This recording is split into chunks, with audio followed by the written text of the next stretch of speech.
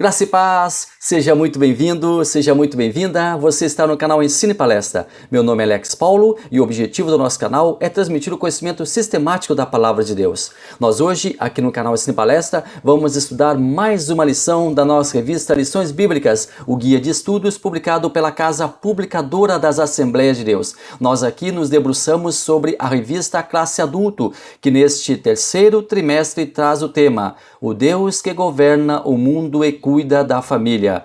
Os ensinamentos divinos nos livros de Ruth e Esther para a nossa geração. Nosso pastor que está fazendo a condução dos trabalhos, que está fazendo os comentários dessa revista é o pastor Silas Queiroz. E nós vamos juntos com ele aprender muitas coisas. Já aprendemos, já tivemos excelentes exemplos, já debruçamos-nos sobre o livro de Ruth, já estudamos todo o livro de Ruth e agora nós estamos nos encaminhando para o final do livro de Esther. Hoje, mais um capítulo desta novela de intrigas, desta novela de emboscadas, desta novela de tristezas, mas também nesta novela de muitas alegrias que ainda virão. O final vai ser feliz. Deixa eu fazer esse spoiler para você. O final vai ser feliz. E nós vamos juntos, então, agora para a lição número 12, encerrando o trimestre. Mas antes, deixa eu mostrar para vocês a capa da nossa próxima revista. Essa aí é a revista do nosso quarto trimestre, que vai falar sobre as promessas de Deus. E eu quero desde já convidar você a ficar conosco aqui, a já ativar o seu sininho para ter as notificações, a ativar o seu sininho para ser comunicado sempre que uma nova lição estiver no ar, e você vai acompanhar conosco as promessas que Deus fez para Israel, para a igreja, as promessas que Deus fez, quais são elas.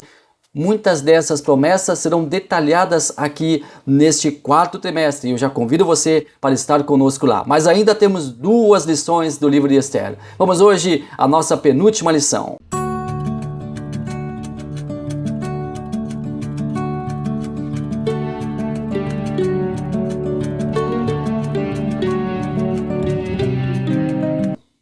Lição número 12, o banquete de Esther, denúncia e livramento.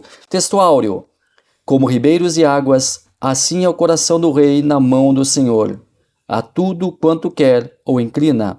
Provérbios, capítulo 21, versículo 1.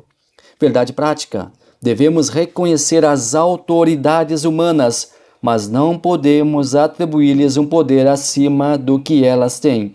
Há um Deus no céu. Nosso estudo aqui também traz a leitura bíblica em classe, que está no livro de Esther, no capítulo 7, versículos 1 ao 10.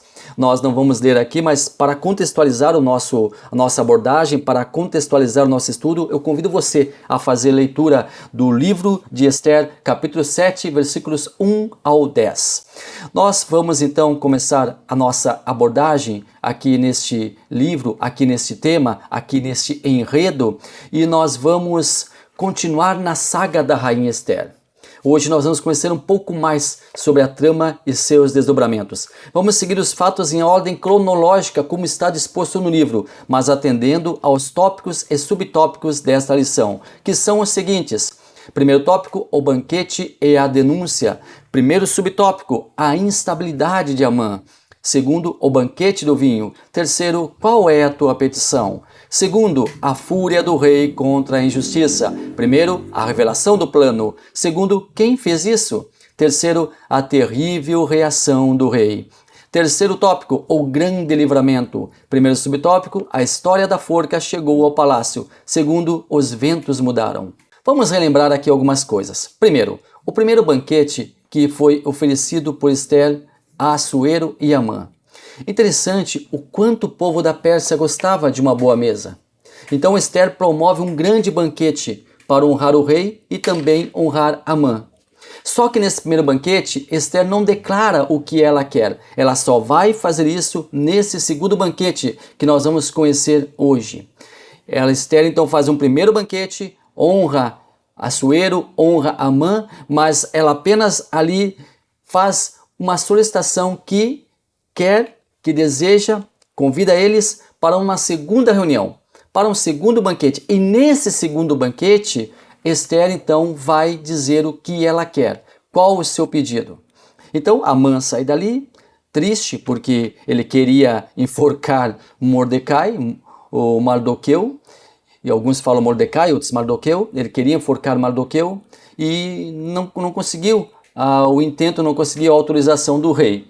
Esther também vai para o palácio e com certeza fica pensando como vai trazer a notícia ao rei, como vai falar ao rei. O rei também volta para o palácio, triste, porque não soube o que Esther queria, e ele fica ali meio que amargurado, fica ali pensativo, e ele, o rei, fica sem sono, perde o sono, e ao perder o sono, ele pede que seja lido o livro das crônicas, e nesse livro das crônicas ele recebe a notícia de que um judeu foi o real responsável por salvar a sua vida. Nós não podemos revisitar o que já vimos aqui, porque nós vamos tomar um tempo, e essa revisitação você pode fazer através ali da capa do nosso canal, onde você terá as lições anteriores, e aí vai conhecer o conteúdo dessas lições e conhecer toda a história, desde o início até chegar ao ponto que nós terminamos na semana passada, onde Amã estava sendo conduzido para o segundo banquete. Então, para que você não perca essa linha de raciocínio, para que você não perca essa linha de tempo, é interessante que você vá ali no nosso canal e veja a playlist desse trimestre, e ali você terá todas as lições, e ali cada lição traz detalhadamente cada capítulo desse emocionante livro de Esther. Então, o meu convite a você que vá ali e faça essa consulta, faça essa pesquisa, assista aos vídeos anteriores para que você conheça, não é, a história até chegar aqui. Bom, mas antes é preciso entender, é preciso lembrar que Amã está muito triste, está muito amargurado.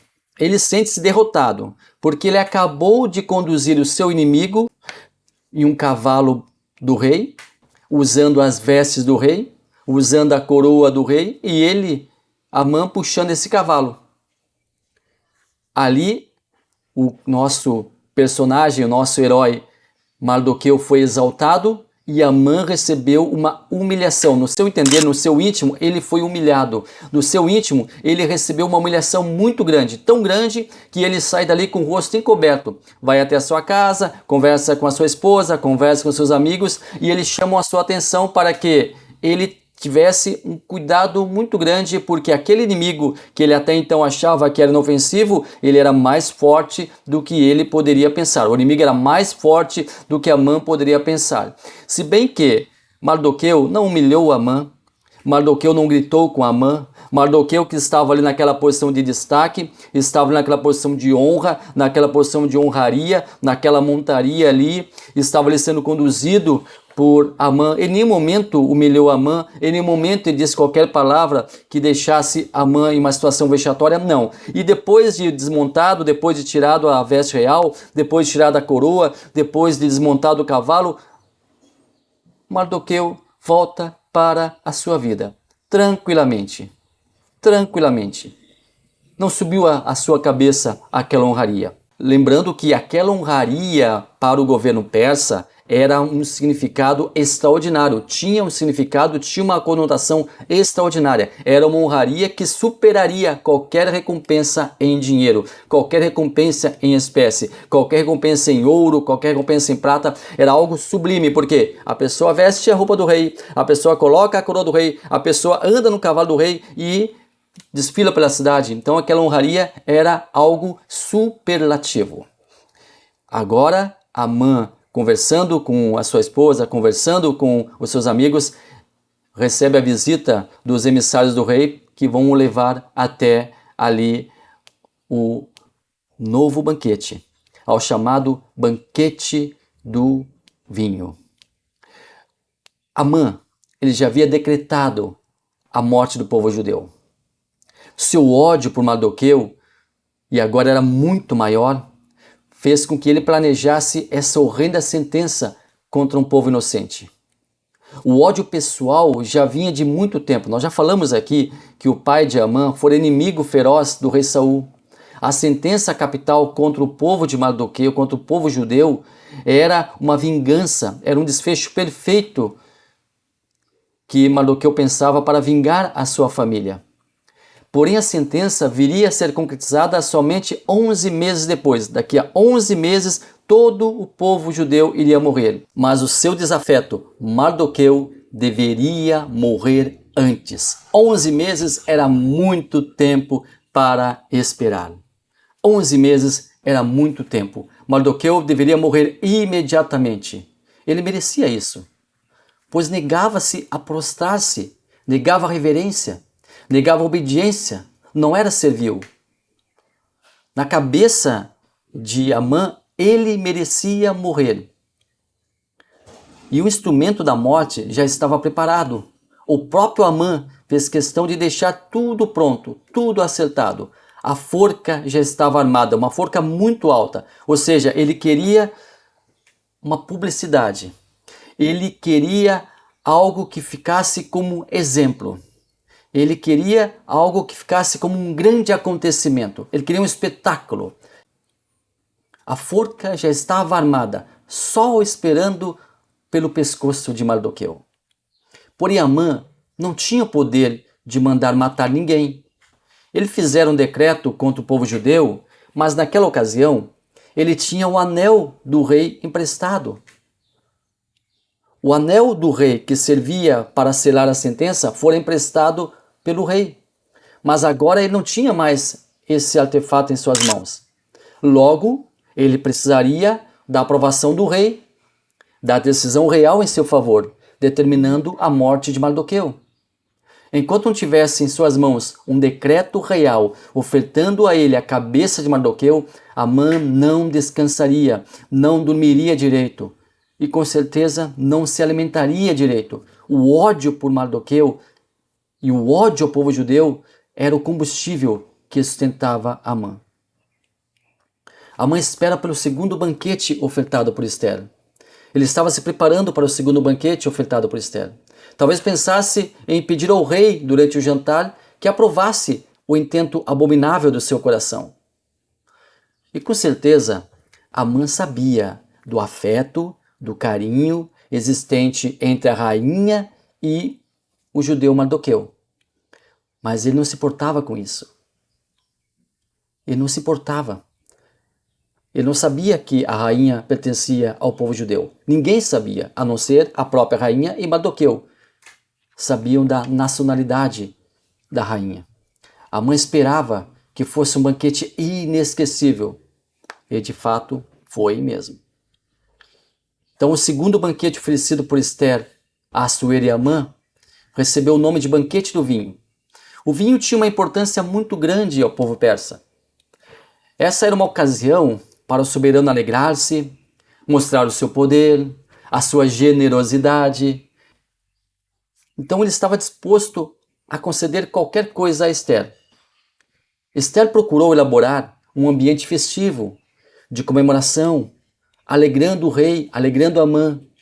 Mas o vinho na garganta de Amã se tornaria em instantes um gosto de fel, da doçura do poder à amargura da derrota.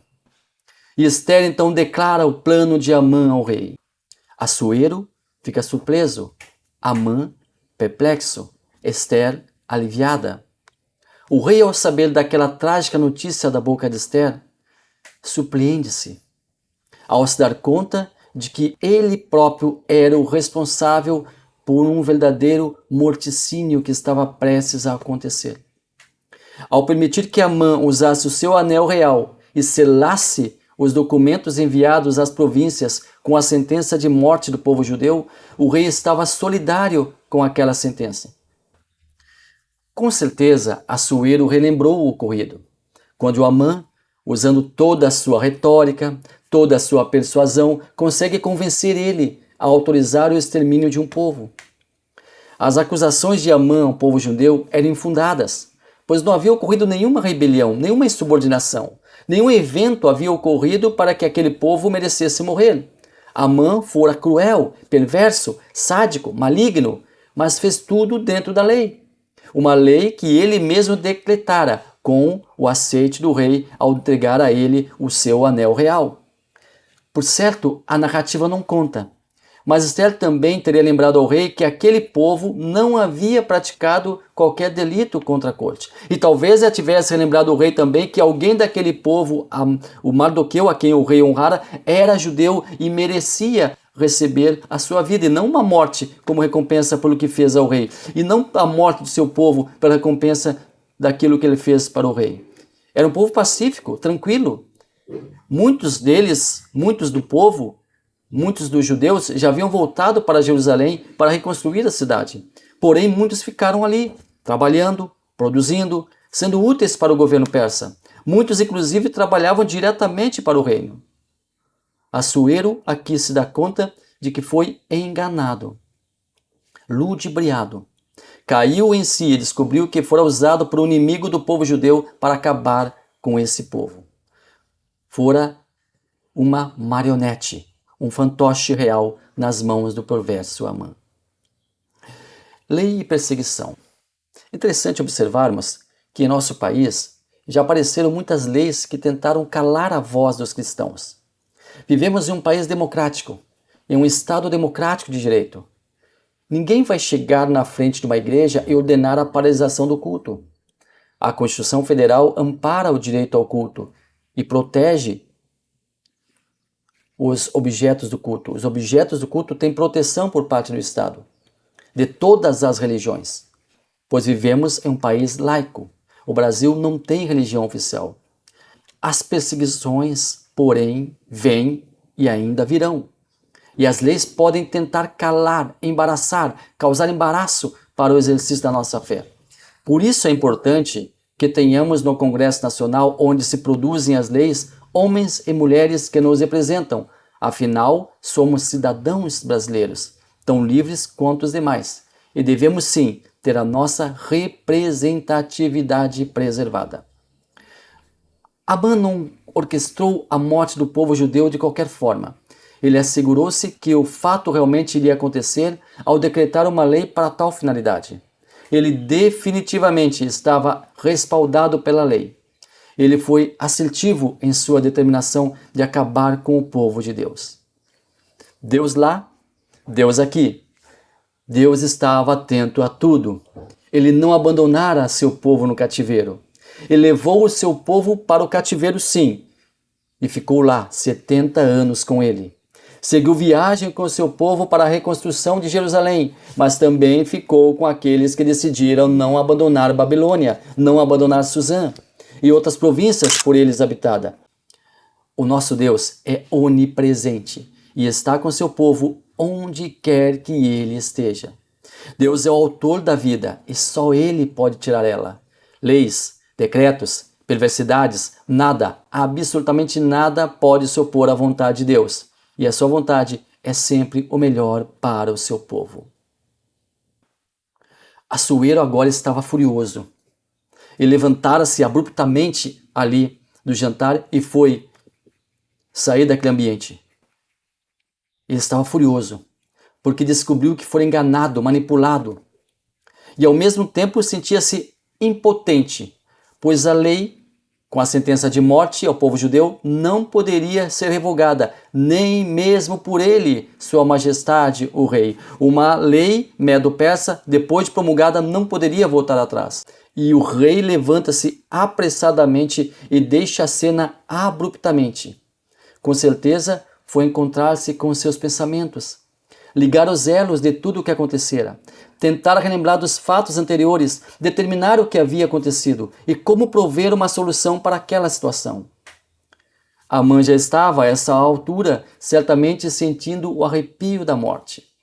Conhecia muito bem o rei Assuero, pois convivia diuturnamente com ele. Com certeza já presenciara aquela reação intempestiva do rei e sabia muito bem o que estava por vir. E o pior, ele próprio estava na mira da raiva e cólera do rei. Mas algo muito sério vai acontecer. Amã, ele vai pedir para Esther a intervenção dela. Ele vai humilhar-se perante ela. E ao humilhar-se perante ela, com certeza ele tropeça ali e acaba caindo sobre Esther. E nisso o rei retorna. Agora a coisa ficou complicada. O rei já estava furioso, pois descobrira que foi enganado e manipulado.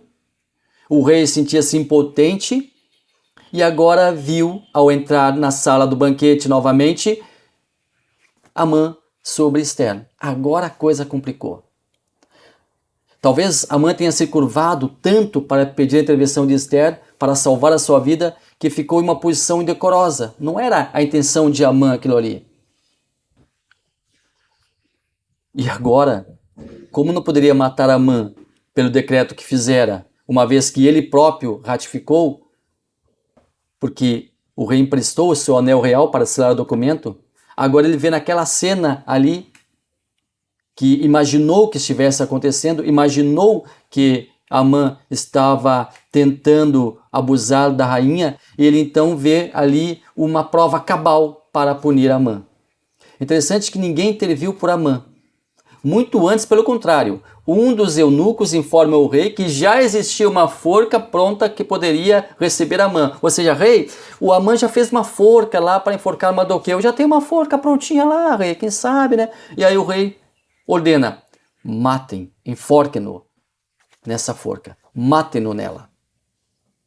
E assim o rei levanta-se e ordena a morte de Amã. E Amã é executado na mesma forca que construíra para Mardoqueu. Bom, agora o inimigo já estava fora de cena, agora o rei já sabia do que havia acontecido, tudo já estava em seu devido lugar, mas o decreto continuava. O decreto não poderia parar, o decreto não poderia extinguir-se.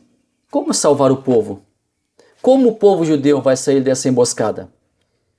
Na próxima semana nós iremos ver como e se vão sair dessa emboscada os judeus. Na próxima semana, na nossa última lição, nosso último capítulo, no nosso epílogo da série Esther, da novela Esther, a rainha que salvou, opa, já dei a guia deixa, já acabei entregando, que salvou o povo judeu. Então, até a próxima semana, na última lição do nosso trimestre. Gostou do canal? Gostou do vídeo? Inscreva-se, compartilhe o vídeo, faça a sua observação, faça o seu comentário e nós ficaremos muito felizes. Deus abençoe maravilhosamente a sua vida.